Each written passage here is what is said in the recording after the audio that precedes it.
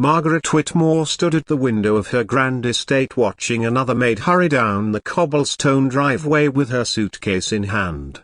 This made 17 women who had come to care for her 8-year-old daughter Emily and 17 who had left within weeks, sometimes days, of their arrival.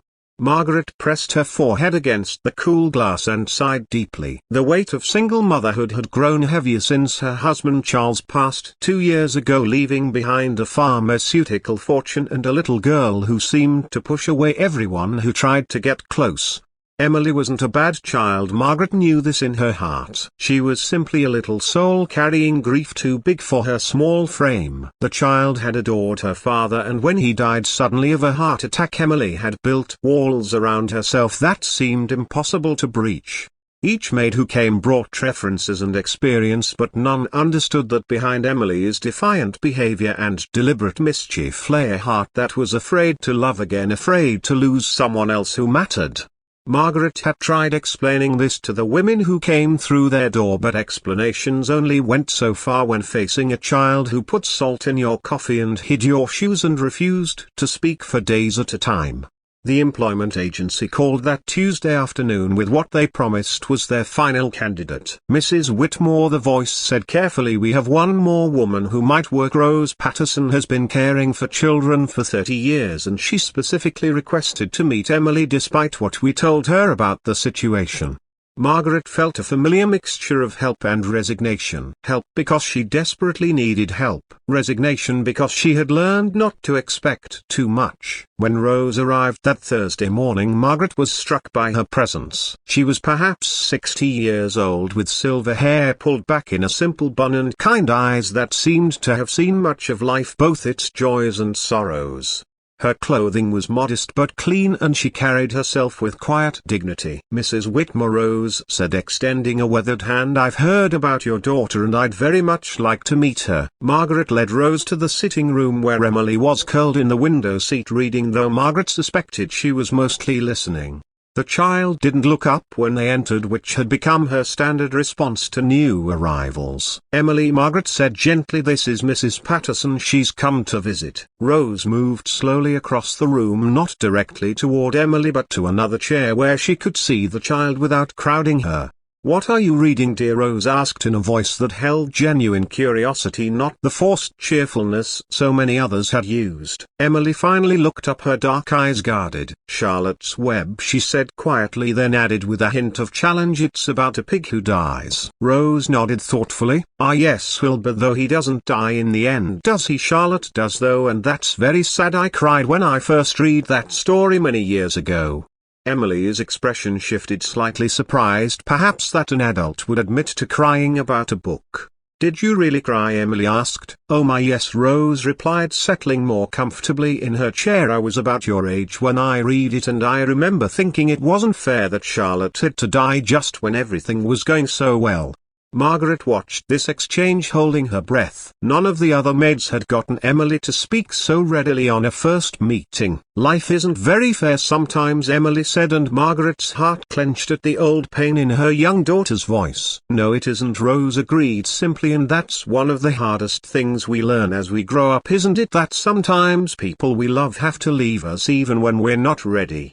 Emily studied Rose's face as if trying to determine whether this understanding was genuine. My daddy died, Emily said finally, the words barely above a whisper. I know, sweetheart, Rose said softly, and I imagine that hurt more than anything you'd ever felt before. Emily nodded, tears beginning to well in her eyes. Are you going to leave too? She asked, and Margaret had to press her hand to her mouth to keep from making a sound. Rose was quiet for a long moment, considering the question with the seriousness it deserved. Emily, she said finally, I can't promise I'll never leave because none of us knows what life will bring, but I can promise you this: if I ever have to go, it won't be because of anything you do or don't do. It won't be because you're difficult or because you make mistakes.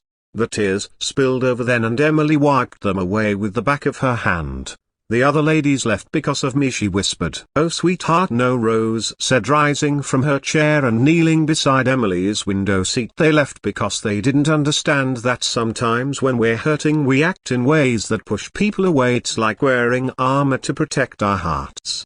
Emily looked down at her hands. "I put bugs in Mrs. Henderson's bed." Rose suppressed what might have been a smile. "Well, I imagine that was quite startling for her, but you know what, I used to help my grandfather in his garden when I was your age and bugs never did bother me much."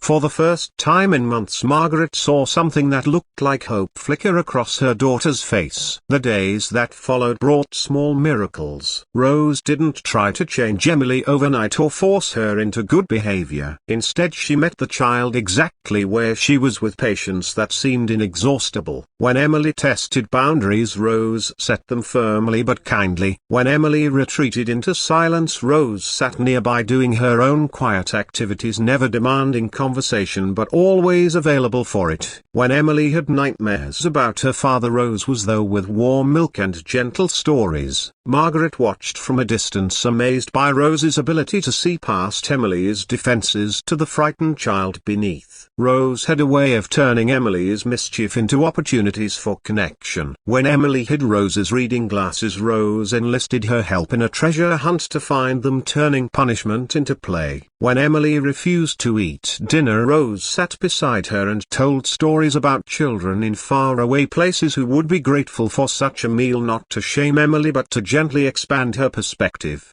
The breakthrough came on a rainy afternoon in November. Emily had been particularly difficult that day, testing Rose's patience with one act of defiance after another. Finally, exhausted by her own behavior, Emily had thrown herself on her bed sobbing. Rose found her there and, instead of lecturing or punishing, sat quietly on the edge of the bed. "I miss my daddy," Emily cried, the words torn from somewhere deep inside. "Of course you do, sweetheart," Rose said, gently stroking Emily's hair, "and you always will. Missing someone we love isn't something that goes away, but it does change. It becomes softer somehow, like a gentle ache instead of sharp pain."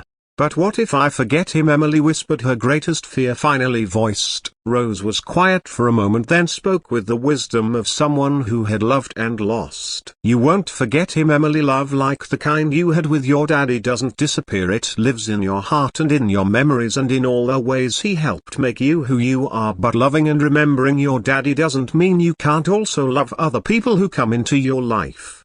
Emily turned to look at Rose, her face streaked with tears. "Like you, like me," Rose confirmed with a tender smile. From that day forward, Emily began to heal. Not all at once and not without setbacks, but gradually, like a flower turning toward the sun. Rose helped her create a memory book about her father, filled with pictures and stories and all the things Emily wanted to remember. They planted a garden together in the spring, choosing flowers that would bloom at different times so there would always be something beautiful to see.